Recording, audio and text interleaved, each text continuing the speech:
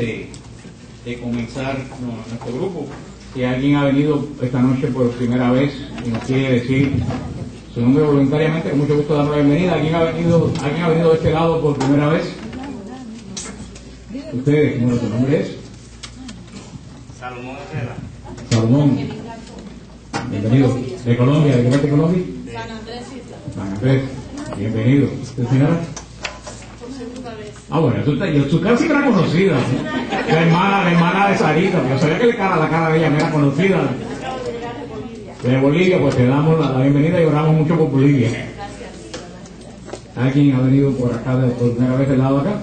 ¿Que nos quiera decir voluntariamente su nombre? Puerto Rico.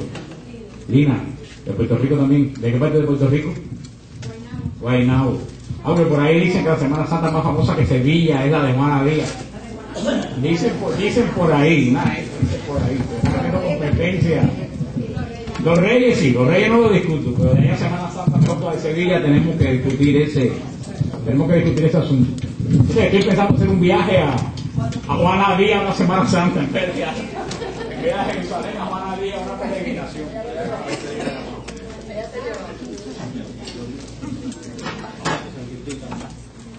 Hoy también la iglesia celebra a San Alfonso Rodríguez, religioso, y también fue viudo, porque todo el mundo piensa que los religiosos todos son serios, pero hay religiosos y religiosas que han sido casados y que han sido viudos.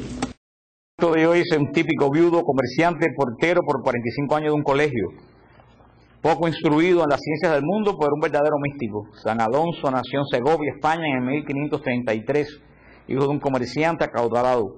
Cuando todavía era muy niño, llega por primera vez a Segovia, dos padres jesuitas, a predicar una novena.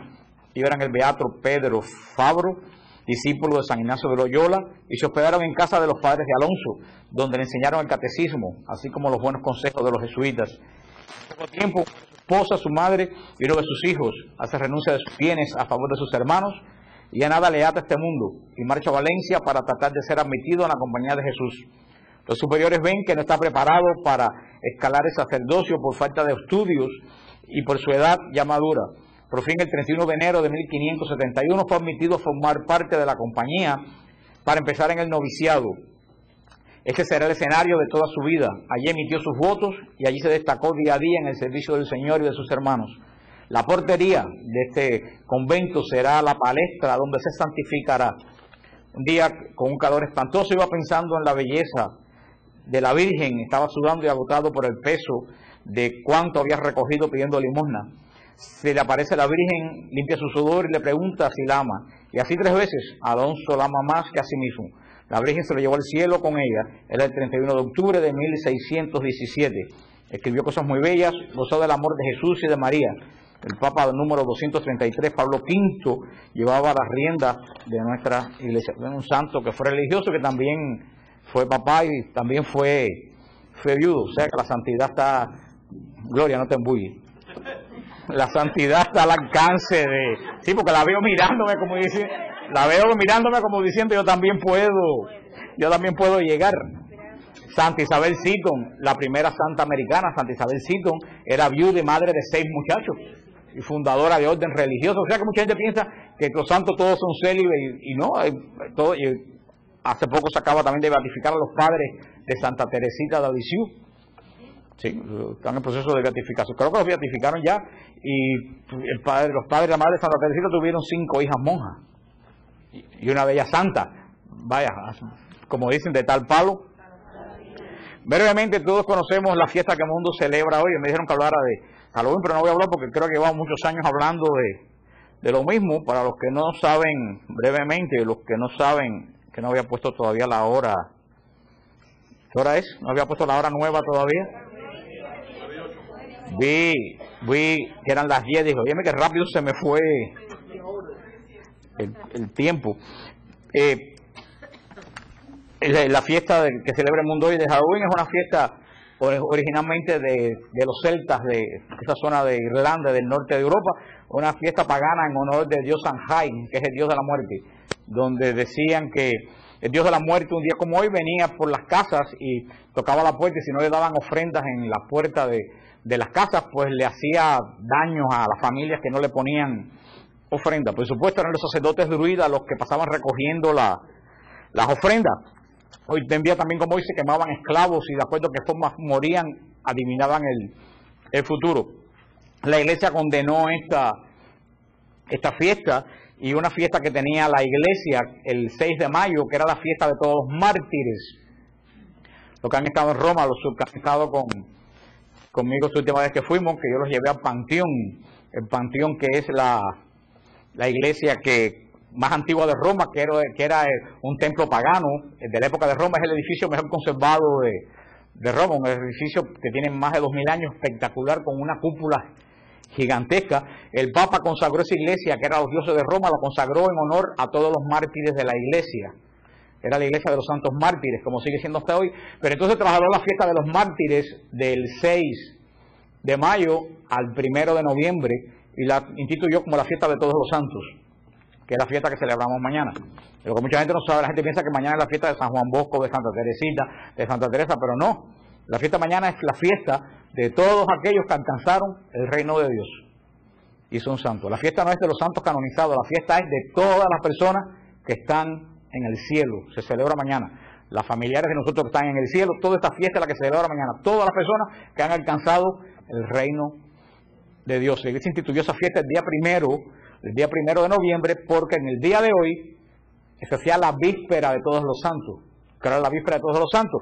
Lo que hacen en los monasterios, las vísperas, los cantos de los salmos por la noche, la vigilia, porque era una fiesta muy grande. La hizo precisamente para que esta noche pasara de ser una noche de celebrar la muerte a celebrar la vida de aquellos que están en el cielo. Y la vigilia empezaba hoy hasta mañana. El día siguiente, el día 2, la iglesia lo dedica para orar por las personas que están en el purgatorio.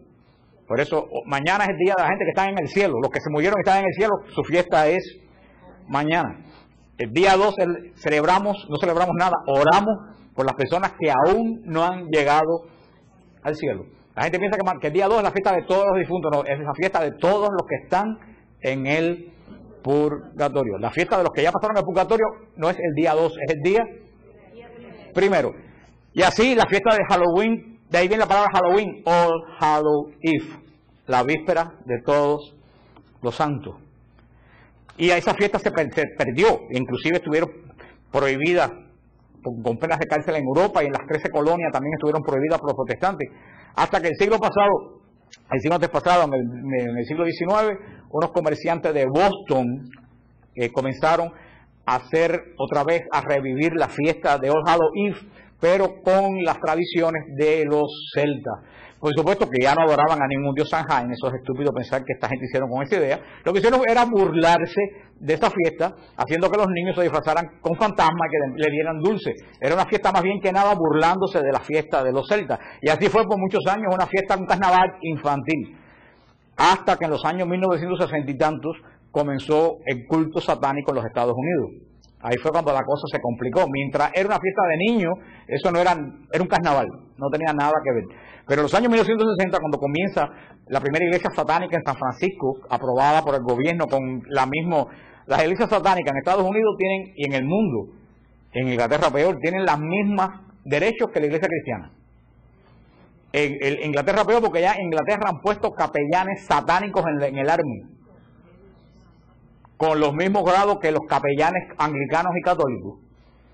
Y en Estados Unidos, lo que pusieron en las cárceles, hay capellanes satánicos en las cárceles. Pusieron la gente haciendo los ritos en las cárceles en Estados Unidos. Cuando se le da a las iglesias satánicas el mismo rango que a las iglesias cristianas, comienza, esta noche vuelve a tomar el sentido que tenía hace 2000 años atrás. Para los satánicos, esta noche es como la noche de la Pascua para nosotros. Así como el Sábado Santo para nosotros, con la vigilia pascual, todas las iglesias del mundo alabando a Cristo resucitado, esa gente también, la noche de hoy es la noche para ellos equivalente a la Pascua cristiana. Y el que no me quiera creer, lo único que tiene que hacer es entrar a los webs satánicos del internet, que no se los recomiendo, que hay muchísimos. No sé, Mirde está en el closet. Mirde está en el closet. No, porque está, bueno, se durmió, yo creo que se durmió. Déjame ver, ya sé.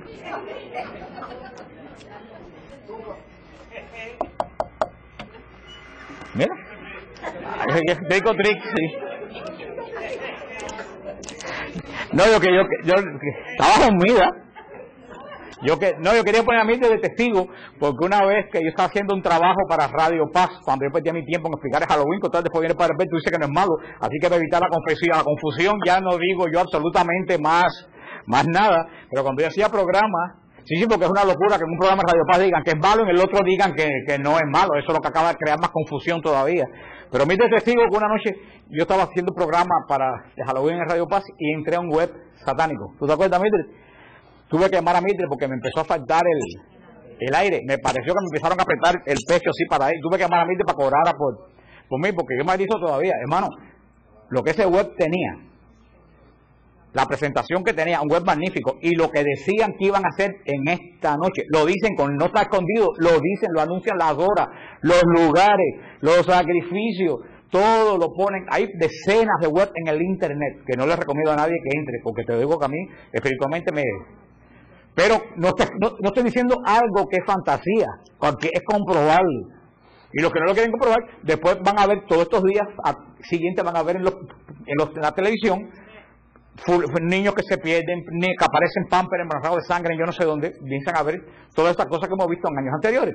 Hoy mismo en Fox News estaban dando que en casi todos los shelters de Estados Unidos no permiten en el mes de octubre adoptar gatos negros. Porque cuando llegaba octubre se acababan los gatos negros porque lo cogen para sacrificios.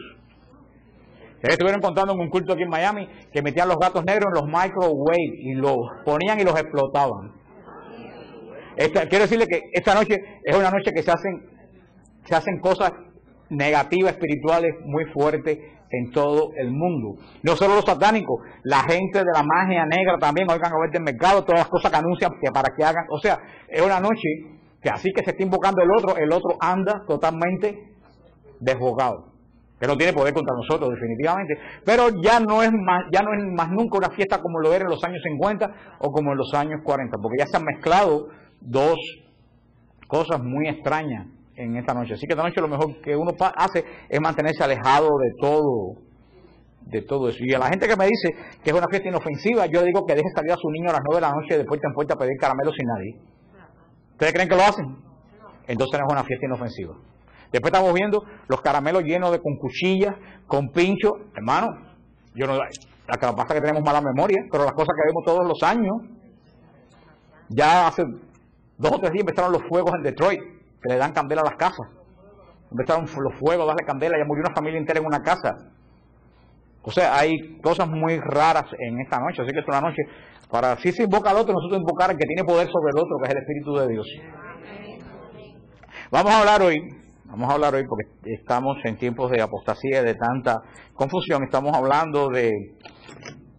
hablamos del quién sustenta el poder en la iglesia, el poder de interpretar las escrituras en el Papa, vimos la tradición y la escritura, vimos la iglesia o la Biblia, pero increíblemente yo no puedo creer que he tenido que hacer un artículo defendiendo la canonicidad de los 4 evangelios en la iglesia, porque hay una corriente que comenzó en un seminario protestante de California que se llama el Seminario de Jesús, pentecostal, el protestante, se ha pasado a algún sector de la Iglesia Católica. Ese Seminario de Jesús se reúne todos los años, coge la palabra la mira y dice, no, ustedes creen que esto es cierto, y cada cual pone en vota sí o no, y si todo el mundo se da cuenta que no es cierto, quitan ese pedazo del Evangelio. O le dan la interpretación que así dicen que María no fue virgen, esos son esa gente que dicen que Cristo no entró en Jerusalén, que Cristo nunca habló con la samaritana. Al final, que si vemos a ver del Evangelio no queda absolutamente nada. Y esos pseudos teólogos, de los cuales el Papa dijo que los teólogos estaban para fortalecer la fe del creyente, no para quitarle la fe. Y yo inclusive hoy en Radio Paz un programa y le escribí a esa persona que lo dijo diciendo que los 4 evangelios no fueron escritos ni por Juan, ni por Mateo, ni por Lucas, ni por Marcos, que eran una escuela de pensamiento del siglo II que escribió estos evangelios. Y hay sacerdotes por ahí que también lo están diciendo. Vaya, no es doctrina de la iglesia, estoy diciendo que esto es una escuela de los liberales que todo lo ponen en duda. Todo lo ponen en duda, menos las cosas científicas. Entonces yo le dije, entonces ustedes se han equivocado de carrera. Mejor métanse a científicos nucleares y dejen la iglesia tranquila. Y no hay nada más canónico y más real que los evangelios. Si a mí me dicen ahora que los evangelios no los escribieron, yo le dije a esta persona, si tú me dices que los evangelios no fueron escritos por Lucas, por Marcos, por Mateo, ni por Juan, entonces él fue un sacerdote. Yo le decía, entonces tú eres un mentiroso. Él me decía, ¿por qué? Digo, porque tú en la misa dice lectura del Santo Evangelio, ¿qué? Según ¿quién? San Marcos, San Mateo. Porque todo hubiera sido lo normal decir lectura del Santo Evangelio escrito por una comunidad. No se dice según. Según quiere decir que porque lo escribió, se lo dice la misa. Entonces, si tú estás diciendo mentira en la misa. Entonces me miró así con cara de pena y me dijo, lo que pasa es que tú tienes una fe infantil. Yo digo, bendito sea Dios, porque dice Jesús que los que tienen fe de infantil entran al reino de los cielos. Entonces después me dijo, no, yo no quise. Dije, too late, ya lo dijiste. Ya lo dijiste y no lo voy a... Todo esto por esta ola de liberalismo que ha entrado en un área de la iglesia que ha llevado a los escándalos, al fango, de la porquería que estamos viendo por todos lados.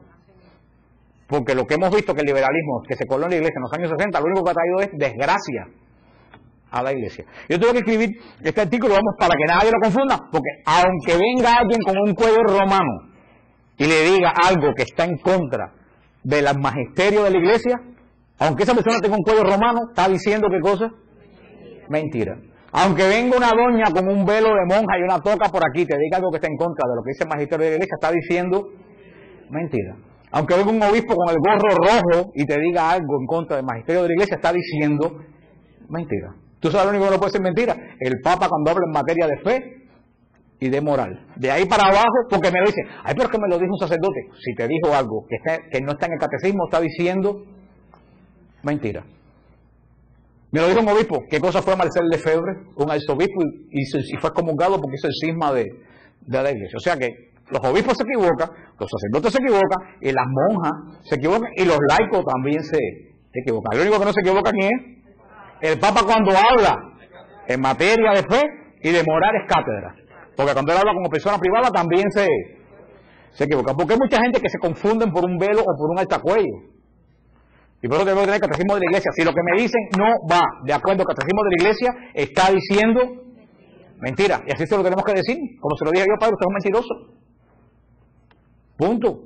Pero hay un teólogo que se llama Soren Kierkegaard, que él decía, el cristianismo es el único fenómeno histórico que a pesar de lo histórico, o mejor dicho, justamente por lo histórico, ha querido ser para el individuo el punto de partida de su certidumbre eterna. Ha querido interesarle de otra manera que la meramente histórica. Ha querido basar su salvación en un hecho histórico. Este señor Soren Kierkegaard, él decía que la característica del cristianismo, que es que a pesar que es algo espiritual para nuestra salvación, tiene profundas raíces históricas. No es como el hinduismo, que tú vas a buscar dónde vivió Krishna, dónde vivió, todo son leyendas, o como en otras culturas, otras religiones, o como la gente de la nueva era, que todos son marcianos, que pintados de verde, que están yo no sé en qué luna de Saturno, y que nosotros somos seguidores de un Dios que caminó sobre la tierra, y vemos el lugar donde nació, vemos el lugar donde murió, vemos el lugar donde lo enterraron, vemos el lugar donde resucitó, y vemos la historia de los mártires de Roma que dieron la vida por él. O sea, vamos a Israel y seguimos los pasos de él. Es un Dios que se encarna ¿en qué? En la historia, y que tiene raíces históricas. Podemos decir, en tal fecha se escribió tal libro. No somos leyendas que se pierden en una antigüedad remota.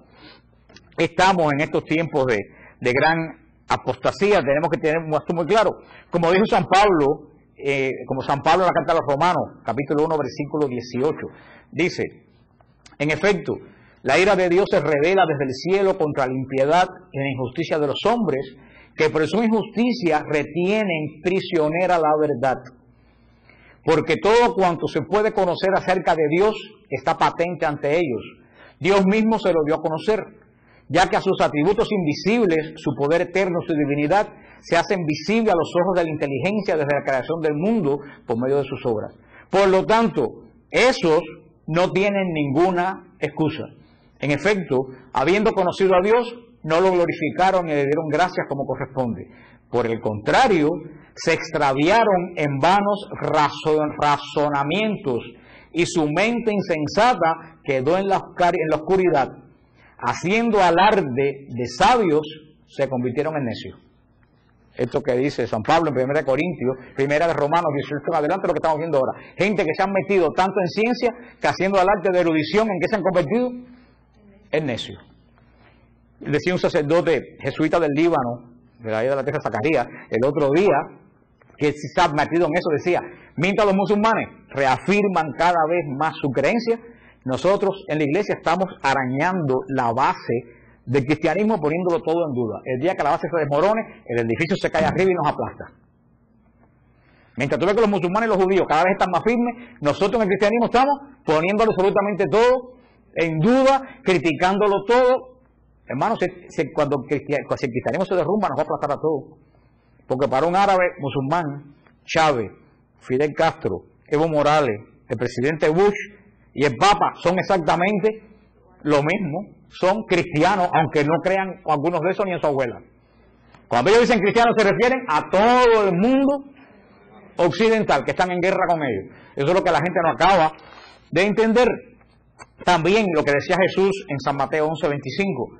Que doy gracias, Padre, Señor del cielo y la tierra, porque has escondido estas cosas a los sabios y entendidos, y las has revelado a la gente sencilla. Gracias, Padre, porque a ti te ha parecido bien. Eso dice el Señor lo dice. El Señor revela sus cosas a los sencillos y se le esconde a los sabios. Nunca ustedes van a ver que la Virgen se le aparece a un teólogo. Siempre a quién se le aparece, a pastores, a niños, a gente humilde. Es a quien se las grandes revelaciones que hacía Santa Catarina Labouré, la que enseñó al mundo la medalla milagrosa, en el convento, que es lo que hacía, arrancarle las plumas a la gallina. Se murió y nadie sabía, nada más que su confesor, que ella era la que había atraído al mundo la devoción de la medalla milagrosa. Se enteraron después que ella se murió, porque nadie en el convento ni idea tenía que la que arrancaba las plumas a la gallina era la que recibió nada más y nada menos que la revelación de la medalla milagrosa. La de devoción a la Divina Misericordia, a Sor Faustina, que no la querían en ningún convento.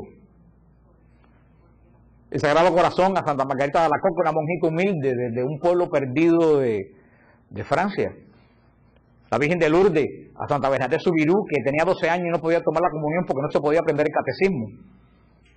Esa es la gente a quien el Señor se le demuestra. Y es lo que las gracias que da Jesús, el misterio de Dios, en la encíclica Fides et Ratio, una fe, la fe y la razón, que todo el mundo debía haber leído de Juan Pablo II, donde dice que la fe y la razón no están reñidas. Sencillamente, la fe y la razón miran la misma cosa desde dos puntos de vista totalmente diferentes. El Papa dice, la fe y la razón no están reñidas, la ciencia mira la creación desde el punto de vista científico, la fe mira la creación desde el punto de vista espiritual. Los dos miran la misma cosa, pero desde dos puntos de vista totalmente distintos. Tú no puedes, en la visión material de la creación, buscar espiritualidad. Tú no puedes, en la visión espiritual de la creación, buscar elementos físico, porque están dando una explicación de lo mismo, pero desde dos puntos de vista. ¿Entienden eso? Lean la encíclica de Juan Pablo II, Fides et Ratio. Dice Juan Pablo II, en efecto, esta no está llamada a expresar un juicio sobre los contenidos de la fe, hablando de la ciencia, siendo incapaz de hacerlo por no ser idónea para ello. Su tarea más bien es saber encontrar un sentido y descubrir las razones que permitan a todos entender los contenidos de la fe. Se dice que la ciencia nos debe ayudar a encontrar los contenidos, no a desentrañar los misterios de la fe. Por eso, cuando la gente mira la creación y dice, pero en Génesis, ¿dónde están los restos, los fósiles? Digo, hermano, tú no puedes buscar los fósiles en el Génesis, porque Génesis está viendo la interpretación espiritual de la creación, mientras que la ciencia está buscando la interpretación física. Ustedes pueden ir a la teoría de la relatividad a buscar los misterios luminosos del rosario. No, entonces, ¿por qué quieren en Génesis buscar coacervado y buscar explosiones atómicas? El Génesis es la interpretación de cómo el mundo salió de la voluntad de Dios, no cómo se desarrolló, sino el principio que Dios hizo en el orden de la creación. Hablando de los cuatro cuatro evangelistas del Evangelio, tenemos unos puntos aquí que yo saqué.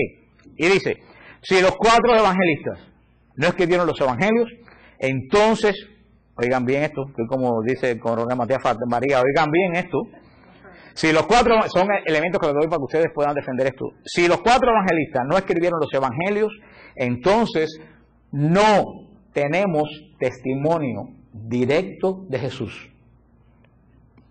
Por algo están negando. ¿Tú sabes quién está detrás de toda esta negación del evangelio? No, más allá de la nueva era, el demonio. Porque todo negar los evangelios es negar a Cristo. Y si tú niegas los evangelios, si los evangelios no están escritos por la gente que vieron los hechos, están escritos en el siglo II, no tenemos un testimonio directo de Jesús. Entonces podemos caer en el campo de la fábula y de la leyenda. Si los cuatro evangelistas no escribieron los evangelios, la iglesia nos ha engañado por 2000 años. Está poniendo en duda, primero, la existencia de Jesús. Segundo, la veracidad de la iglesia. Y si la iglesia nos engañó en esto, ¿quién duda que nos engañó en todo lo demás? Fíjate que no es sencillamente una teoría literaria o científica, hay cosas detrás de esto. Si los cuatro evangelistas no escribieron los evangelios, entonces la liturgia es un fraude y no está guiada por el Espíritu Santo. Porque en la liturgia se dice lectura del evangelio según San Mateo. Si los cuatro evangelistas no escribieron los evangelios, el concilio de Cartago y el concilio de Trento se equivocaron. Y si el concilio de Cartago y el concilio de Trento se equivocó, es porque no ha estado inspirado por el Espíritu Santo. Porque ustedes se recuerdan cuando hablamos de la formación de la Biblia, cuando la iglesia forma el Nuevo Testamento en el concilio de Cartago, se recuerdan qué instrumento utilizó la iglesia para definir qué evangelio era verídico y qué evangelio era falso. ¿Se recuerdan los elementos? Primero, el evangelio tenía que ser escrito por un apóstol o por alguien que fue testigo ocular de lo que pasó. Esa fue la primera categoría que puso el concilio de Trento. Por lo tanto, el evangelio de Santo Tomás, el evangelio de Pedro, que eran del siglo II, del siglo III, ¿qué hicieron? Los quitaron, porque no había prueba de que venían del siglo I. Ahí está. Si entonces tenemos que los cuatro evangelios que hizo la iglesia en el concilio de Cartago definió como evangelio válido, no lo escribieron los evangelistas, también entonces la iglesia en el concilio de Cartago, ¿qué hizo? Se equivocó. Y qué raro que eso surge ahora junto con el evangelio de Judas, que es del siglo II. Porque ¿quién escribió el evangelio de Judas? Una comunidad del siglo II. ¿Quiénes dicen que escribió el evangelio de San Marcos? Una comunidad del siglo II. Y entonces, si el evangelio de San Marcos lo leemos como bueno y es del siglo II, el de Judas, ¿por qué no va a ser bueno también? ¿No ven que hay una conexión que a la gente se le escapa detrás de esta negación de los cuatro? ¿Y por qué surge ahora esto? ¿Por qué? Precisamente por lo que estamos viendo. Porque están que el demonio, lo dijo Elena Blavatsky en el siglo XIX, el demonio está queriendo socavar la iglesia, como vio que de afuera no podía. ¿De dónde la que está queriendo socavar? Pero él no sabe que las puertas del infierno no prevalecen ni afuera ni adentro. Pero bueno, de todas formas va a la guerra y nosotros tenemos que aplastarle, mira, la cabeza. Y para eso traigo el zapatón que traigo hoy. Si los cuatro evangelistas no escribieron los evangelios, ¿quién me garantiza a mí que lo que dicen los evangelios es real? Nadie. Si los cuatro evangelistas no escribieron los evangelios, cualquier otra obra es válida para leerse en la iglesia. Si los cuatro evangelistas no escribieron los evangelios, termino diciendo de nuevo, no hay constancia histórica de Jesús. Les pongo un ejemplo. Todos los evangelios que se quitaron de aquel montón de evangelios y de epístolas que habían, no todos tienen herejía. Hay evangelios que tienen herejía, como el evangelio de Santo Tomás, que es un evangelio gnóstico, como el evangelio de Judas, que es un evangelio gnóstico. Son libros que tienen herejía, pero habían libros que no tenían herejías. ¿Cuál libro? La Didaché. La Didaché es el libro cristiano más antiguo que los evangelios. Se cree que es del año 40 de nuestra era. Se llama la Didaché, lo pueden encontrar en el internet, o Doctrina de los Apóstoles. Es un libro que no tiene ni una sola herejía. ¿Por qué? Y que en la comunidad primitiva se leía los domingos en la misa. ¿Por qué lo quitaron? A pesar de que no tiene herejía. Porque no fue escrito ¿por quiénes? Por los apóstoles. El Evangelio de la Virgen María. El Evangelio de la Virgen María es un libro devocional precioso. No tiene ninguna herejía. ¿Por qué la iglesia no dejó el Evangelio de la Virgen María? Porque no había constancia que ese Evangelio lo hubiera escrito los apóstoles. Era un libro devocional del siglo II, como puede ser hoy en día el libro La Cena del Cordero de Scott Hahn. ¿Tiene herejía? No es un libro tremendo, pero no se puede leer en la misa porque no fue escrito por la gente que oyeron. ¿Ustedes entienden lo que les quiero decir? Por eso, todos esos libros que se quitaron que eran buenos no se dejaron precisamente porque el criterio era que si no había constancia de que esos libros fueron escritos por los mismos apóstoles, aunque fuera bueno, no era palabra directa de Dios. Y por eso se dejaron los 4 libros, de los cuales 2 son apostólicos, Mateo y Juan. Marco no era apóstol, pero Marco escribe lo que Pedro le dictó. El Evangelio de San Marcos, te podemos decir que es el Evangelio de ¿quién? De Pedro. Lucas no era apóstol, no era ni judío, pero Lucas dice en su prólogo que él fue a Israel y entrevistó a toda la gente que fueron testigos, lo dice bien claro, desde el principio. Entonces, Lucas entrevistó a gente que vieron a Cristo. Y yo le decía a ustedes, ¿quién es la única persona que le pudo narrar a Lucas la anunciación? La Virgen. Más nadie se lo pudo haber dicho. ¿Quién más había presente en la anunciación? Nadie más. Y dice que él entrevistó a la gente que fueron testigos. Eso es clave. Isabel se había muerto de revieja una pila de tiempo antes. ¿Quién le puede haber mencionado la visitación? María. Simeón ya no quedaba ni polvo, ni Ana. Y José se había muerto. ¿Quién le explicó la presentación en el templo? María. Por eso el Evangelio de Lucas dice 4 veces, María guardaba todas estas cosas en su corazón. O sea, podemos decir sin ninguna duda que el Evangelio de San Lucas es el Evangelio de María. Solamente una madre puede acordarse de los detalles del nacimiento, de las cosas que le pasan al bebé, que si se perdió, que si apareció. Eso ningún hombre se acuerda casi nunca de eso. Por eso esos 4 evangelios, la iglesia los dejó. Ahora, yo le decía a este sacerdote, y vamos ahí, si el Evangelio de Juan no lo escribió Juan, lo escribió una comunidad griega del siglo II, entonces es un evangelio totalmente mentiroso. ¿Por qué? Porque en el capítulo 19 Juan dice, el que lo vio da testimonio de ello. Cuando salió sangre y agua, dice, el que lo vio da testimonio. Entonces, si no lo escribió Juan, lo escribió alguien en el siglo II, 100 y pico años después, ¿qué es lo que está diciendo ahí? Mentira. Si el Evangelio de San Lucas lo escribieron en el siglo II, San Lucas que dice, yo fui, querido Teófilo, y entrevisté a las personas que fueron testigos oculares desde el principio. Si no lo escribió San Lucas, entonces ese libro es un libro mentiroso. Ah, porque la computadora no concuerda. A mí que me importa la computadora, yo confío en el Espíritu Santo. Eso es lo que trae cuando querer meter las cosas de la ciencia para entender las cosas de Dios. Por eso, entre lo que me diga un teólogo trasnochado con toda su computadora, que estos evangelios no son canónicos, yo le digo, tú eres un mentiroso, porque la iglesia dice que estos 4 evangelios, y el Concilio de Cartago lo dijo, son de origen apostólico. Que no lo escribió Pedro, fantástico, no lo escribió Pedro, pero lo escribió Marcos, que oyó hablar a Pedro. No lo escribió un apóstol de Lucas, pero Lucas fue y entrevistó a María y a las personas que fueron. O sea, son testimonios verídicos de gente que vieron delante de ellos los hechos que ocurrieron, porque ni Pablo conoció a Cristo. Pablo conoció a Cristo en el camino de Damasco cuando se le apareció, pero no lo conoció de tú a tú.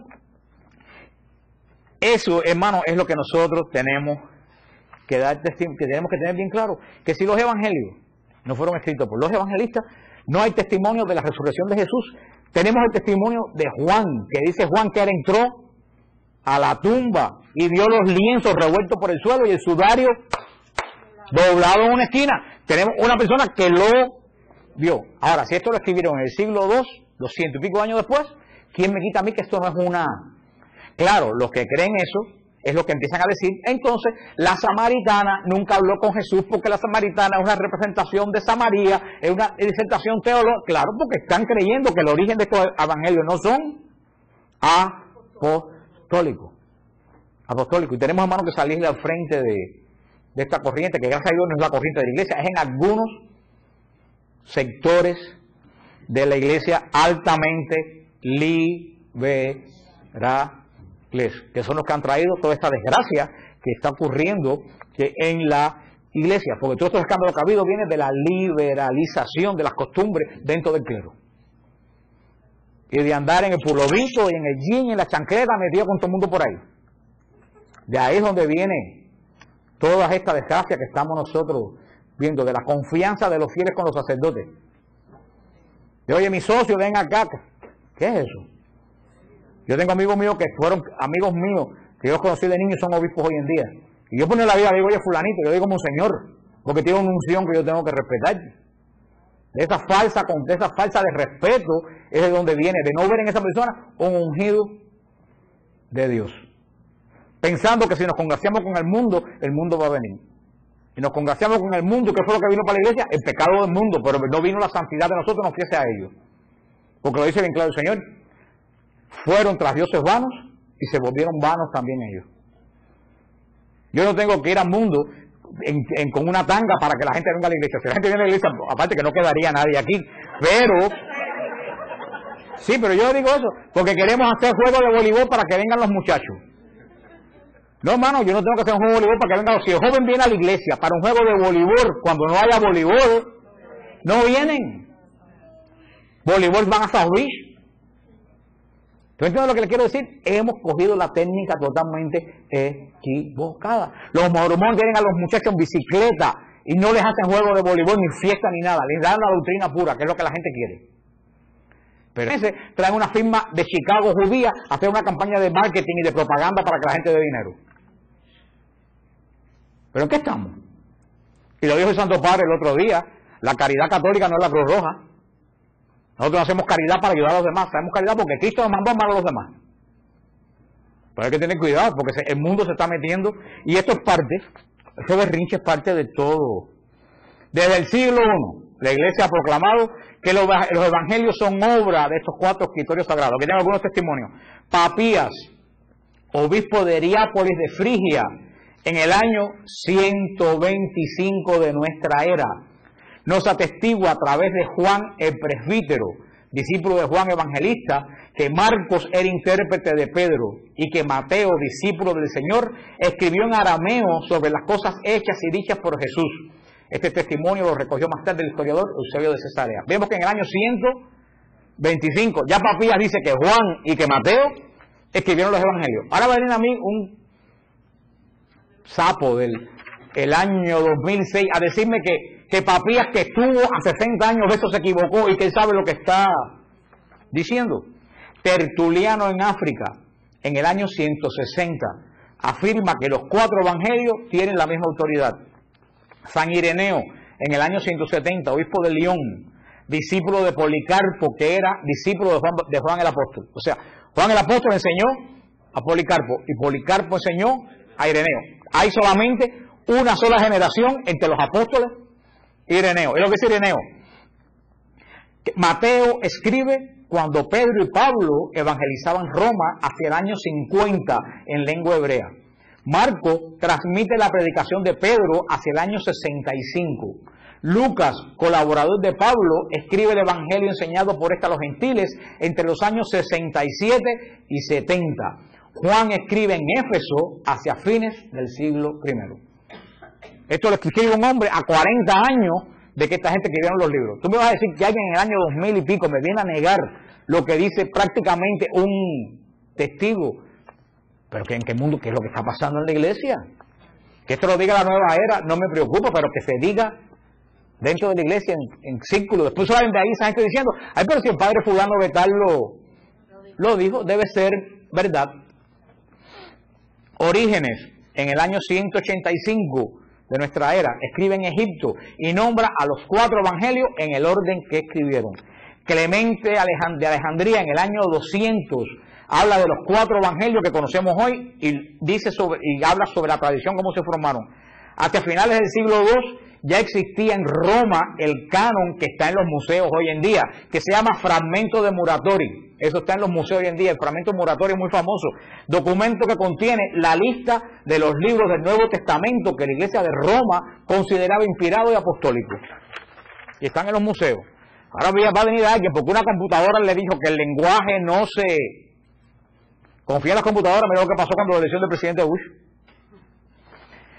Los 4 evangelistas no escribieron los evangelios, como les dije en uno de los puntos. La liturgia de la iglesia es un fraude.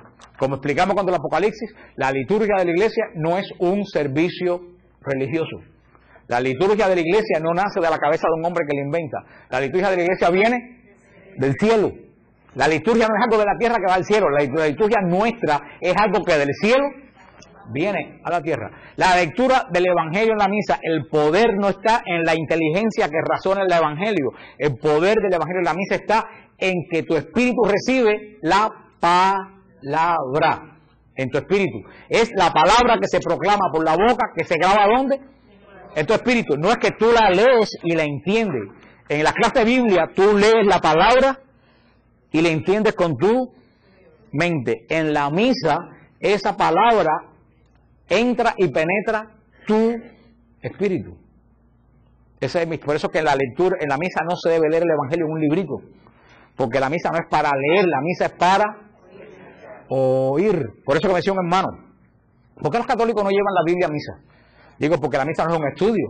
Los católicos traen la Biblia, los estudios bíblicos. En la misa es una acción espiritual donde la mente no funciona, lo que funciona es el espíritu. Entonces, si estamos proclamando una palabra que no viene de los apóstoles y que viene de la comunidad del siglo II, ¿qué más me da a mí leer? Yo no sé, encuentro la cucarachita Martina. O como había gente en la época del concilio. En la época del concilio, y yo lo viví. A mí nadie me lo cuenta. Hubo gente que en la misa, tú sabes, desde la epístola lo que leían. Fragmentos de los libros de Rabindranath Tagore, porque eran libros espirituales. Sí, son libros espirituales, pero hinduistas, no es la palabra viva de Dios revelada a los apóstoles. Todo eso se metió en la... O leían libros de los libros mayas, lo leían en la misa, hasta que la iglesia tuvo que poner orden en lo que estaba pasando, porque perdimos el sentido de que la liturgia no la inventamos nosotros, la liturgia baja del cielo. Y por eso los 4 evangelios que se proclama, fíjate que no se dice proclamación del santo. Por eso están los lectores, que la mitad de los lectores ninguno sirve en ningún lado, porque los lectores tienen que prepararlo. No es lo mismo leer que proclamar. Yo le voy a decir lo que es leer. Dichoso el que perdona su culpa y queda cubierto su pecado. Dichoso el hombre a quien Yahvé no le imputa delito y no hay fraude en su interior. Guarda silencio, entonces proclamar. Dichoso el que perdona su culpa y queda cubierto su pecado. ¿Sabe cuál es la diferencia entre leer y proclamar? En la misa no estamos proclamando, estamos leyendo. A ver, algunos como yo no saben ni leer. Y una vez en un lugar que dijeron lectura de San Pablo a los filipinos, en vez de a los filipenses, dijo, ¿cuándo San Pablo estuvo en la Filipina? Yo me quedé en shock cuando yo oí aquello. No estoy haciendo un chiste, eso yo lo oí, como decía Sara, con mis oíditos, yo lo oí. ¿Okay? Porque como no estamos preparando, en la iglesia primitiva, lector era un ministerio sagrado que se recibía por imposición de manos. En la iglesia primitiva el lector estudiaba y se le imponía las manos y se le daba, se llamaba una orden menor. No era orden mayor como el sacerdocio, pero era orden menor, el lectorado. Era la importancia que tenía la persona que lee en la misa. Y todo eso se ha ido perdiendo y se ha ido perdiendo porque si los evangelios están escritos por una comunidad del siglo II, no tienen el poder apostólico, que es tenemos la certeza que cuando leemos el evangelio estamos oyendo la voz de Jesús, no la voz de una comunidad del siglo II. Si los 4 evangelios no escribieron, los evangelistas no escribieron los evangelios, ya se lo dije, el canon, y se lo expliqué lo que estaba leyendo fuera de orden, el canon de la escritura que definió el Concilio de Cartago está totalmente equivocado, porque el Concilio de Cartago definió los evangelios porque tenían origen apostólico. Y se equivocó el Concilio de Cartago, y se equivocó el Concilio de Trento, y se equivocó el Concilio Vaticano, que los tres reafirmaron esto. Entonces, hermano, ¿a quién tú vas a creer? ¿A ellos? El Concilio de Trento dice: el Sacrosanto Ecuménico y General Concilio de Trento, porque hay una cosa, estaba la gracia cuando el Concilio Vaticano de decir, ese anda por el Concilio de Trento. Ese era un chiste que yo lo hice también. Cuando alguien le decía a alguien, ese es el Concilio de Trento, ¿qué es lo que uno quería decir? Que estaba atrasado. Error. Ningún concilio es por encima de otro concilio. El mismo Espíritu Santo que habló en Trento es el Espíritu Santo que habló en el Vaticano II. Y los concilios no pasan de moda.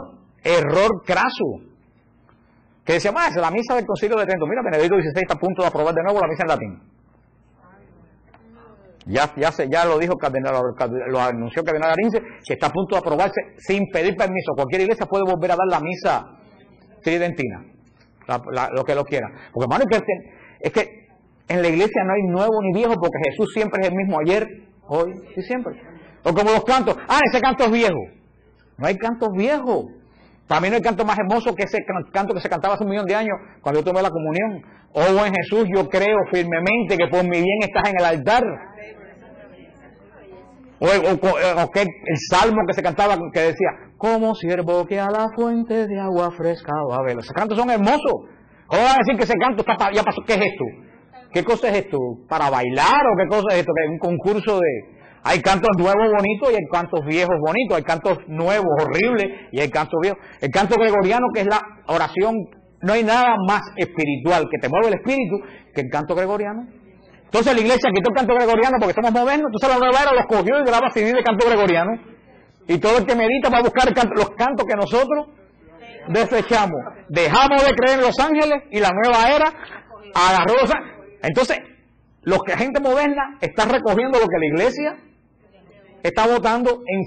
Entonces, ¿para dónde se va la gente? Para donde están esos símbolos que nosotros desechamos. Porque la gente viene a la iglesia no buscando modernismo, viene buscando la palabra de Dios, que es la misma ayer, hoy y siempre.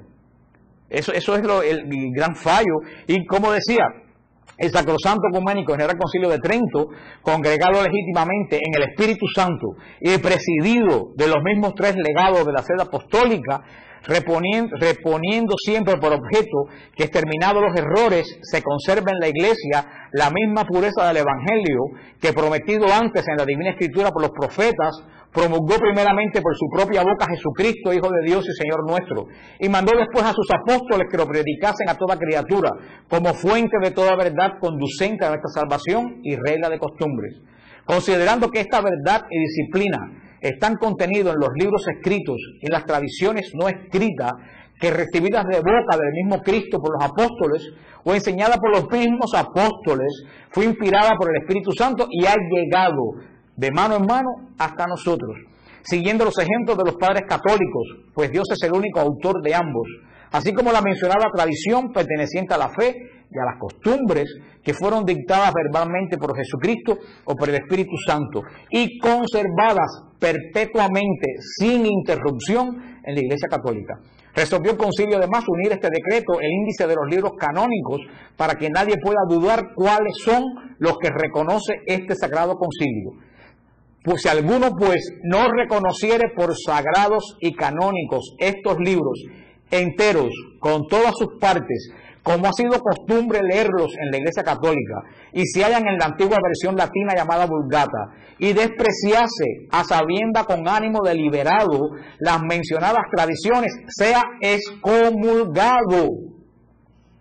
Queden pues todos entendidos del orden y método con que, después de haber establecido la confesión de fe, ha de proceder el Sagrado Concilio, y que de testimonio y auxilio se ha de servir principalmente para comprobar los dogmas y restablecer las costumbres de la Iglesia. Hermano, esto es heavy. ¿Sabe lo que dice el Concilio de Trento? Que no ha pasado de moda ni ha sido anulado. Que el que dude de la canonicidad de los evangelios sea que excomulgado. Y eso está latente. Eso quiere decir que esa gente que están enseñando que los apóstoles no escribieron esto, están de facto, ¿tú sabes qué? Excomulgados. Porque hay una excomunión que la proclama el Papa, pero hay una excomunión como esta del concilio, que todo lo que cae en eso está inmediatamente, como el que se hace masón. Los masones están excomulgados. Tú te haces masón, la iglesia no tienes que excomulgarte. Inmediatamente que tú te haces masón, automáticamente quedas excomulgado. Dice aquí, en el concilio de Trento, que inmediatamente que haya en duda de la canonicidad de los evangelios, queda, aunque siga dando misa, esté excomulgado. ¿Qué les parece? Dice el concilio, a ver si tengo aquí la constitución. No tengo aquí la Constitución, pero está en el Concilio de Trento.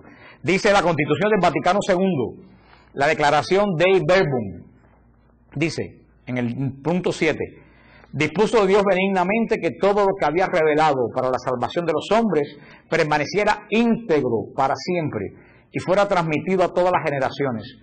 Por ello Cristo el Señor, en quien se consuma la revelación total de Dios sumo, mandó a los apóstoles a que predicaran a todos los hombres el Evangelio, comunicándole los dones divinos.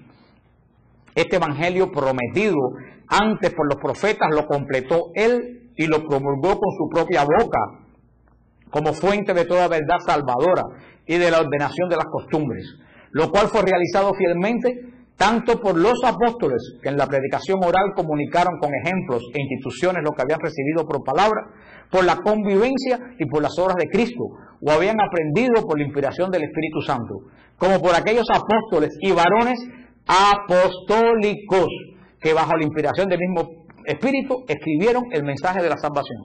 Dice, el mensaje de la salvación fue escrito por los apóstoles o por varones apostólicos. ¿Quiénes son los varones apostólicos?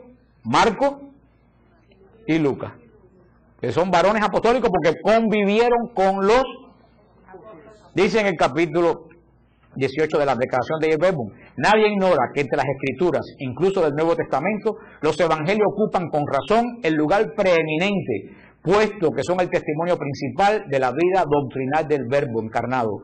La Iglesia, es lo que dice el concilio, la Iglesia siempre ha defendido y defiende que los 4 evangelios tienen origen apostólico, pues los que los apóstoles predicaron por mandato de Cristo, luego, bajo la inspiración del Espíritu Santo, ellos y los varones apostólicos no lo transmitieron escrito, fundamento de la fe, es decir, el evangelio en 4 redacciones, según Mateo, Marcos, Lucas y Juan, el Concilio Vaticano II en el 1967.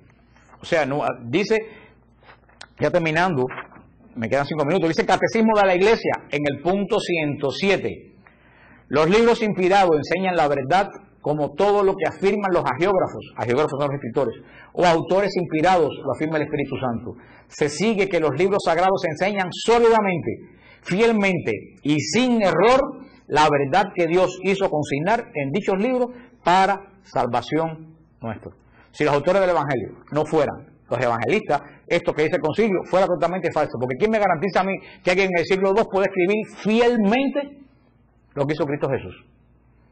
De ahí viene esa persona, que no voy a decir su nombre, porque siempre saltan algunas cucarachas y se van alándose los pelos, y para evitar que nadie se identifique como cucaracha, no voy a decir quién, pero una vez cuando yo conocí a Mildred y Rubén, ¿se acuerdan Mildred y Rubén?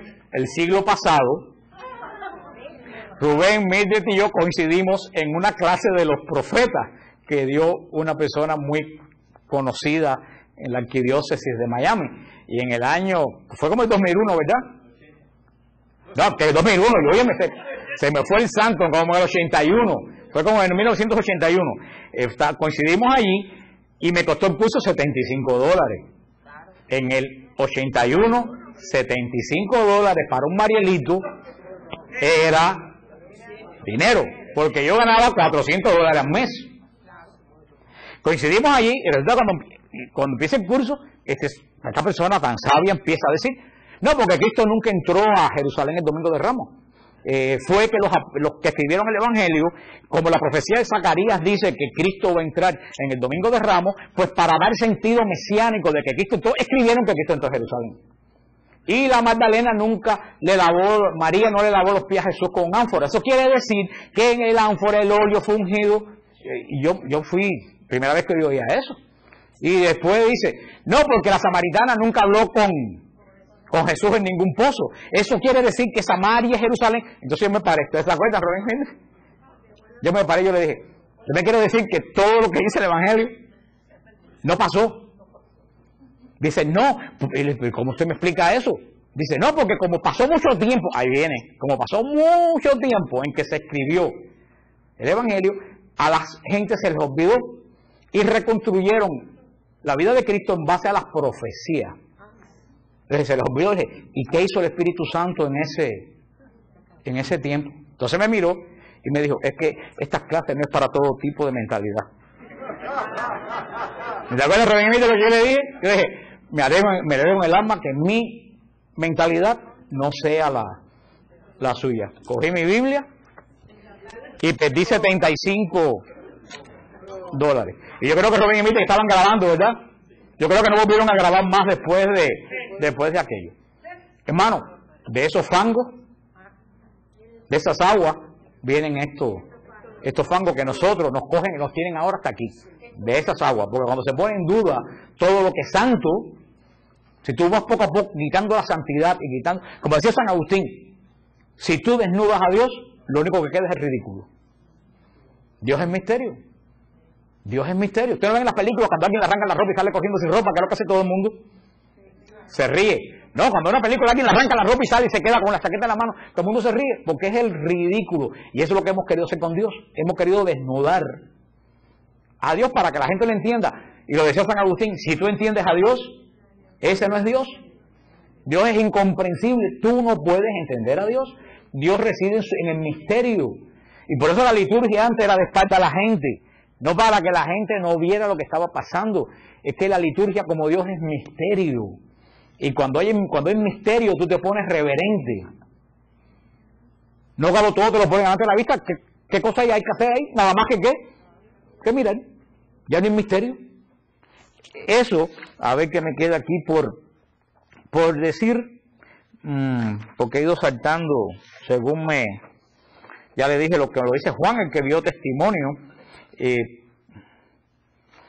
Como decía Pablo en 2 de Timoteo, capítulo 4, versículo 3 al 4, dice Timoteo, porque llegará el tiempo en que los hombres no soportarán más la sana doctrina. Por el contrario, llevados por sus inclinaciones, se procurarán una multitud de maestros que les halaguen los oídos y le apartan de la verdad para escuchar cosas fantasiosas. Ha llegado un momento. Porque yo vuelvo a decir, y lo que yo le decía a esa persona en ese programa de Radio Paz, que yo le escribí un email, y yo creo que se lo mandé a usted de verdad. Yo le escribí, yo le decía, vamos a suponer que es verdad, que los evangelistas no escribieron esto, que esto lo escribieron en el siglo II. Te voy a dar esa duda. ¿Qué beneficio le trae decir eso en el radio a las viejitas que oyen Radio Paz? ¿Usted cree que le trae algún beneficio o le trae confusión? ¿Qué necesidad hay cuando se está dando el Evangelio de Judas plantarte a decir eso en el radio, aunque sea la verdad más grande? Como decía Pablo, todo me es permitido, mas no todo me conviene. Que yo estoy seguro que son mentiras, pero vamos a suponer en el último caso que fuera verdad. ¿Qué ayuda a eso a crecer? A ustedes le ayuda a crecer decir, oye, los 4 evangelios no fueron escritos por ninguna de esta gente. ¿A ustedes le ayuda a crecer espiritualmente eso? Eso es sencillamente un concepto de alguien que quiere decir, yo sé más que tú. Porque tu mente no es como mi mente. ¿Tú sabes cómo se llama eso? Arrogancia y soberbia. ¿Y tú sabes quién es el padre de la arrogancia y de la soberbia? El demonio. Segunda de Pedro, capítulo 2, versículo 1 al 3 dice, en el pueblo de Israel, oigan lo que dice Pedro, en el pueblo de Israel hubo también falsos profetas. De la misma manera, habrá entre ustedes falsos maestros, que introducirán solapadamente desviaciones perniciosas y renegarán del Señor que los redimió, atrayendo sobre sí mismo una inminente perdición. ¿No será eso lo que nos ha pasado? Que hemos atraído sobre la iglesia una inminente perdición por renegar de la doctrina del Maestro que nos redimió. Muchos imitarán sus desenfrenos y por causa de ellos el camino de la verdad será objeto de maldición. Hermano, mira a tu alrededor, llevados por la ambición y valiéndose de palabras engañosas, ellos se aprovecharán de ustedes. Pero hace mucho que el juicio los amenaza y la perdición los acecha. Hermano, esto es lo que estamos viendo nosotros. A toda esa gente que ha predicado toda esta basura en la iglesia, el juicio y la perdición los acecha. Y lo que Monseñor Román dijo el otro día: el Señor está sacudiendo la mata. Y hay que pedirle que la siga sacudiendo aunque nos duela. Hasta que se caiga todo lo que no sirve. Mientras más rápido se caiga, mejor. Tenemos, hermano, la palabra de Dios, todo esto que estoy diciendo, estos datos que le he dado, que digo que hay un libro de Madame Blavatsky. ¿Alguien sabe quién es Madame Blavatsky? Es la fundadora de la habló el oráculo por allá atrás. Es la fundadora de la teosofía. Una mujer altamente demoníaca. Tremendamente demoníaca. Los libros de ella son altamente demoníacos. Que escribió un libro que se llama Isis sin velo, en el 1870 y tanto. En el 1870 y tanto, Helen Blavatsky decía que el objetivo de la teosofía era penetrar los seminarios católicos. En el 1860 y pico. Después, en los años 1940 y pico, Alice Bailey y todos los fundadores de la nueva era también lo dijeron, que esos objetivos iban directamente en contra de la Iglesia Católica. Y de ahí es donde viene. Ahora lo que yo le digo, esto me va a desanimar a mí de la Iglesia Católica, no, esto me afirma más en mi fe católica. Porque si dice la palabra de Dios que al final de los tiempos van a haber falsos profetas que van a apostatar, ¿dónde va a ser la apostasía? ¿Los testigos de Jehová? No va a ser aquí. Se están cumpliendo los signos en esta iglesia. Y el mismo Señor lo dijo, que van a haber tantos falsos profetas que es orar para que la fe se mantuviera en el pueblo que la ha recibido. ¿Cómo se pasa todos estos tiempos de confusión? Fíjate que todos los ataques de adentro y de afuera, ¿dónde coinciden? En la iglesia. Todos esos ataques de que Jesús no resucitó físicamente, que resucitó espiritualmente. Todos esos ataques. ¿Tú sabes contra qué va dirigido eso? Contra la Eucaristía. Porque si Jesús no resucitó físicamente, no hay Eucaristía. Porque no dice, esto es mi espíritu, que dice, esto es mi cuerpo. Cuando ese señor en la Cubanísima dijo que Cristo había resucitado, eso es un ataque directo a la Eucaristía. Todo esto que estamos viendo de la Escritura es un ataque contra la Eucaristía. Sí, porque entonces, ¿cómo sabemos que Cristo hizo la Eucaristía de verdad? A lo mejor el sermón de Juan 6 también fue inventado. ¿Por qué? Porque si hay algo que al demonio le molesta extraordinariamente es dos cosas: la confesión y la Eucaristía. Y este ataque contra los sacerdotes es precisamente por eso. Porque mientras más se desprestigien los sacerdotes, habrá menos gente que acuda a la confesión y menos gente que confíe en la Eucaristía. Entonces esto es un ataque bien planeado. Pero como siempre yo le he dicho, pierde su tiempo. Porque tenemos la promesa de que las puertas del infierno no prevalecerán. El que se escandalice, allá se quede, porque no es espiritual. A mí no me escandaliza nada. Mientras más cosas pasan, usted sigue diciendo, Señor, sigue sacudiendo. Se acabó. ¿Para qué queremos una iglesia llena de porquería? Que se caiga, que se vaya, aunque nos duele. Y que se queden de verdad los que quieren adorar al Dios vivo. Exactamente. No, pero que mucha gente de esta gente de la iglesia liberal lo que han hecho es estorbar verdaderamente al que quiere ser un fiel discípulo de Cristo y ponerle trabas. Y ya es el momento que el pueblo de Dios diga, mira, se acabó. Tenemos al Papa, tenemos la tradición y tenemos la Escritura. Todo lo que vaya en contra a lo que dice la Escritura, la tradición y el magisterio de la iglesia, diga quien lo diga, es un mentiroso. Pregunta para cerrar esto ya. ¿Hay alguna pregunta sobre esto? Sobre esto. ¿Hay alguna sobre? Segunda de Pedro, capítulo 2, versículo 1 al 3. Mediten eso porque eso es lo que estamos viendo. Hoy en día se está cumpliendo esto que dice segunda de Pedro. Díganme. Hay gente que... Ok, buena pregunta, aunque no es el tema, pero buena pregunta, ¿por qué volver a la misa en latín? Jesucristo no dio la misa ni en latín ni en español, la dio en arameo. Tenemos que partir por ahí. El primer idioma de la misa fue en arameo. El segundo idioma de la misa fue en griego, que es a la misa que voy yo los domingos. El tercer idioma fue el latín, por 2000 años, y después del año 60 pasó a ser el idioma local. Porque yo voy a una misa que es en árabe y en griego, donde yo no hablo ni árabe ni griego. Por ejemplo, al final de la misa, nosotros cantamos Liyakom Ishnu Rabbi Mubarakan Minala Nawailada. Yo tuve que buscar qué quería decir. Pero tú sabes, cuando yo canto en árabe, en arameo, o cuando yo canto en griego, tú sabes qué, mi mente no está funcionando.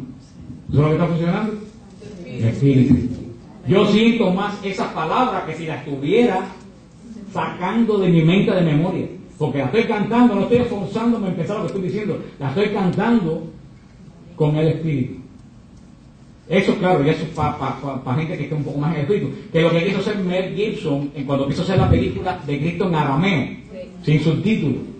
Mel Gibson decía: el misterio de la redención no está en que nosotros entendamos lo que dijo Cristo, sino meterte en el misterio. Cuando tú tienes que estar viendo subtítulos, ya tu inteligencia suple tu espíritu, y no lo dejaron hacer porque todo el mundo pidió. ¿Tú me entiendes lo que quiero decir? ¿Cuándo la misa era en latín?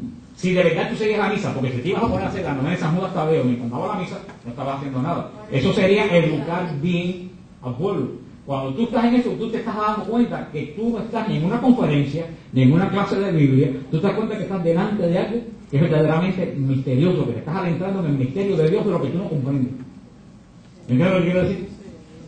Pero claro, para poder hacer eso, habría que educar.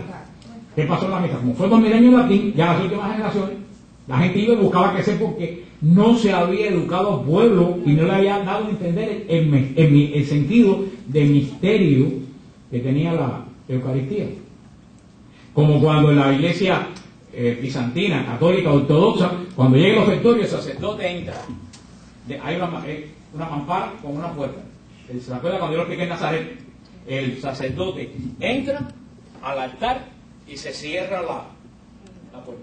Y todo el pueblo se queda en adoración afuera y el sacerdote realiza el misterio de Dios solo adentro de él. Y después sale ya para dar la comunión. Claro que si tú no eres espiritual, tú estás todo ese tiempo buscando qué hacer. Si tú eres espiritual y sabes que el misterio de la redención está pasando allá adentro, tú te metes en el espíritu en lo que está sucediendo. Es lo que pasa, es lo que en la iglesia se perdió el misterio de Dios. Tú entrabas a las iglesias, como por ejemplo que son de Cuba, de La Habana, la iglesia de Reina. ¿Alguien se acuerda de la iglesia de Reina? Del Sagrado Corazón. Tú entrabas a esa iglesia, desde que tú entrabas, todo era oscuro. Tan oscuro que había un San Antonio con una luz el día entero encendido, porque si no se veía, si no prendían la luz. Todo era oscuro. La poca luz que entraba por los vitrales. Tú mirabas en el altar y veías el Cristo dorado del tabernáculo. Desde que tú entrabas, el olor a las velas, a ti te daba un sentido de que tú habías entrado a un lugar misterioso, un lugar donde los sentidos tuyos sentían la presencia de Dios. Tú entras a Santa Ágata, desde que entra, la luz te entra por todos lados, tú no ves un Cristo, no ves el sagrario, a ti te parece que estás en un supermercado. Porque acuérdate que somos personas de sentido. ¿Qué es lo que dice la iglesia bizantina? Dice que el hombre adora a Dios con la vista, con el oído, con el olfato, con el sabor y con el tacto. Por eso que en la iglesia bizantina, desde que tú entras, te da el olor a incienso. Ya tu olfato te dice que estás en un lugar especial. Entra en la iglesia bizantina, los íconos brillan, los ornamentos sacerdotales brillan. Ya la vista te dice a ti que estás en un lugar diferente. El censario tiene cascabeles. Tú oyes cuando inciensan el ruido, tu oído oye. ¿Tú me entiendes? Todos tus sentidos, la gente continuamente están haciendo inclinaciones y persinándose. Tu cuerpo participa en la liturgia. En la iglesia católica, occidental, o latina, todo lo hemos simplificado tanto, pero tanto, que nos hemos quedado casi con nada. Cuando decimos este es el misterio, decimos, porque el misterio de nuestra fe, aquí ya no es misterio. Entonces, ¿qué es lo que sucede? Como un culto protestante que alabas al Señor, y todo eso estamos bien, aquí también lo alabamos. Pero cuando tu culto solamente es de una enseñanza que tú entiendes y una alabanza que tú sabes lo que funciona ahí, Tu intelecto. Tu intelecto es lo que funciona ahí. Tú no estás haciendo una obra espiritual, estás haciendo una obra intelectual, aunque los pobres piensan que están haciendo algo espiritual porque cantan alabanza y se caen para atrás, pero eso es puro intelecto. Porque ¿qué pasa si no entiendes el sermón? El sermón no sirvió para... Y los católicos hemos caído en eso. No, el sermón no sirvió para nada, voy para aquella iglesia donde hay un mejor sermón. Entonces, ¿qué es lo que estamos buscando? El intelecto. El intelecto, no el misterio. ¿Tú me entiendes lo que quiero decir? Nos hemos vuelto una iglesia demasiado intelectual. Hemos querido parecer una iglesia protestante. Y vimos lo que han dicho en el estudio que vimos de Apocalipsis de David Shelton, que es protestante. Él lo decía, el gran error, y él es protestante, de la iglesia protestante fue suprimir la liturgia. Porque al suprimir la liturgia se perdió el misterio de la iglesia. Entonces todo lo que estamos haciendo son obras intelectuales, no espirituales. Porque hasta más, para tú creer algo tienes que demostrártelo con 78 versículos bíblicos. Entonces eso es fe. No, eso es conocimiento. A la vez que tú te demuestras algo con 7 versículos, ya tú lo entendiste, ya no es fe. Yo le digo a la gente cosas de la iglesia católica que yo no te puedo explicar. Porque son pura fe. Como decía un muchacho que me escribió Madre Angélica, que un muchachito como un señor que muy piadoso, pero entró en crisis porque le explicaron en la escuela la evolución de la materia y ahora duda de la existencia de Dios y se va a hacer día llorando porque dice que si Dios no existe, cuando los padres se mueran, no quedó absolutamente nada. Y él me decía que le explicara, decía, mira Mayito, yo no te lo puedo explicar. Yo lo que tú aceptaste a los 11 años a la ciencia, yo lo acepté por fe. Yo no te puedo explicar por qué el hombre vive después de la muerte. Eso solamente se acepta. Tú tienes que escoger, o sigues la evolución de la materia y terminas en la nada, o aceptas a Dios vivo aunque tú no lo entiendas. Ahí no hay nada que explicar, lo aceptas. Ahora, como yo le dije, yo prefiero a Jesucristo, y cuando tengo un cáncer, saber que hay un Dios que me puede sanar, aceptar que cuando tengo un cáncer tengo que leer una lámina con dinosaurio. Porque como dijo alguien por ahí, si Dios no existiera habría que inventarlo. Porque qué triste es la vida del que no tiene Dios. Se le muere un hijo, ¿y ahí qué es? Se acabó todo.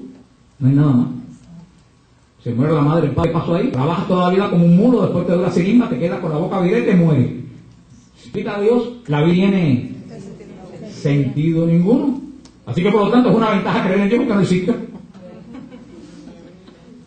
Es que si tú quitas a Dios, la vida es ilógica. Porque tiene sentido. Si esta Biblia se cuida, ¿cuánto es?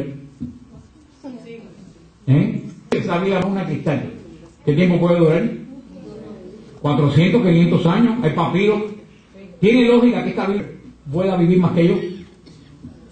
Digo yo, todo el ser humano, que somos tan perfectos, que tenemos tantas combinaciones, que los científicos dicen que el hombre es más infinito para adentro que para afuera, la cantidad de cosas que tienen que pasar para que tú camines y respires, que yo pueda vivir 60 o 70 años, y sin embargo esta Biblia que le hicieron va a durar 400 años si la cuidan. Hermano, si Dios no existiera y la vida eterna no existiera, el mundo fuera una casa de locos, nada tuviera sentido, nada tuviera sentido. Esto fuera algo, tú te pones a pensar lo que se ponen a pensar en Dios. Tú te pones a pensar que si no hay Dios, ¿dónde se termina el universo? ¿Alguien me puede explicar dónde termina el universo?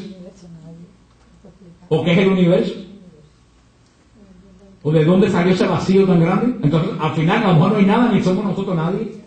Como dicen los judaístas, que somos una sugestión, que nosotros no existimos. Es una corriente. Porque entonces me dicen, ¿quién fue primero? El universo o Dios. Digo, mi hermano, de pensar que hay una pila de piedras dando vueltas y que tienen una coordinación tremenda, por casualidad prefiero creer que hay alguien que lo creó, que yo no sepa de dónde salió. Porque si para que este reloj se ponga hora en hora, que yo tuve que hacer, moverlo, como yo puedo pensar que el universo entero puede estar tan coordinado sin que nadie como yo con el reloj lo ponga en hora. Un accidente, es el accidente más grandioso que yo he visto en la historia. O sea, son cosas que uno tiene que ponerse a pensar que eso es la fe. Eso es la fe, decir, yo voy a apostar por Cristo, punto. Ya, se acabó. Y si lo apuesto, lo sigo. Si cuando llega me equivoqué y no hay nada, mira hermano, viví con tremenda esperanza. Para el que no cree, el infierno comienza desde el momento que deja de creer. Y si después se muere y no hay nada, resulta que vivió en el infierno sin que hubiera infierno. Así que de todas formas, como quiere que tú lo busques, los que tenemos fe, tenemos que darle gracias a Dios que estamos bendecidos y que somos gente de esperanza. Amén, amén. Y que escogimos y vamos a... ¿Tú sabes qué decía Santa Teresa Benedicta de la Cruz? A ver. Que es una gran teóloga y psicóloga. Que ella, mientras estaba en ese mundo, ella estaba muerta. Pero a la vez que ella se encontró con el Señor, le contó la vida de Santa Teresa de Ávila, que se encontró a sí misma, ya ella estaba viva. Y era más feliz todavía. Y que que ella la criticaba mucho porque ella siempre era muy callada y la manera que ella era, y ella bueno, leyendo, dice ella en sus escritos que los científicos que han investigado tanto, que investigan tanto, que se olvidan, que ya se creen que son tan grandes y son unos grandes estúpidos, porque para llegar a esa grandeza hay que ser bien pequeñito. Exactamente.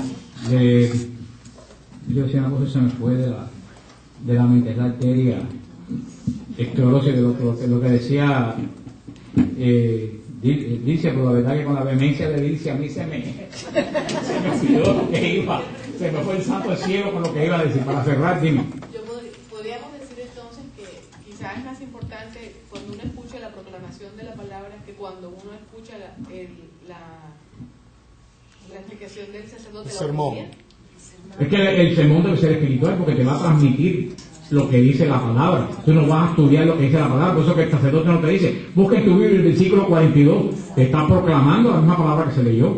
Supuestamente debe ser una proclamación espiritual que te tiene que ayudar a tu crecimiento espiritual también, porque por eso es la proclamación de la liturgia. Por eso la predicación es una explicación. Esto de la categoría es una explicación. El sermón es una exhortación de vida. Solamente